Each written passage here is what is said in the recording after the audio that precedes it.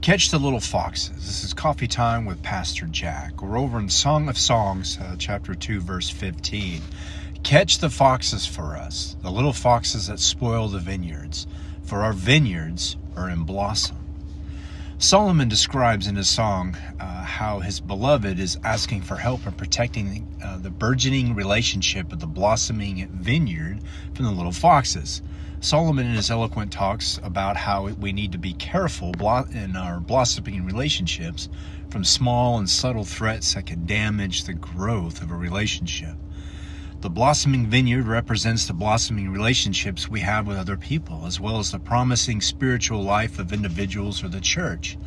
The foxes are the little things that spoil or ruin the vineyard, aka the relationships. They are not large or obvious, but rather subtle, potentially destructive forces that can harm the relationship or our spiritual growth. While the Song of Solomon is a love poem, it is often interpreted allegorically to represent Christ's love for his bride, the church.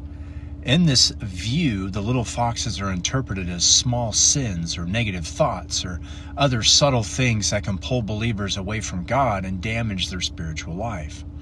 We face some of these little foxes often in any given day.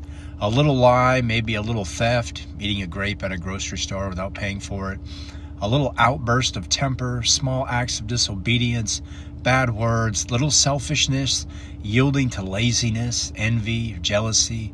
Little sins are real sins, just as a little fox is a real fox.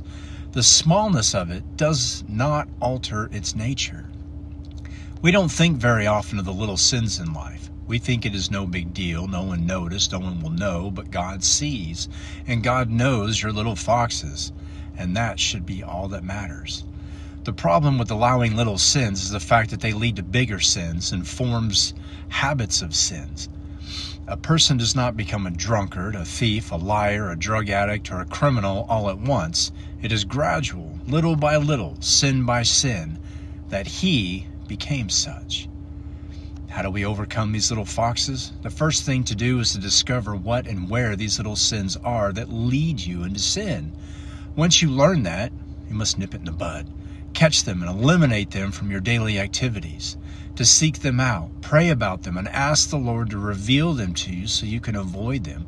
Or if you can catch yourself doing one of these things, stop and pray. Ask for forgiveness and be cognizant next time. The most important thing to do is pray.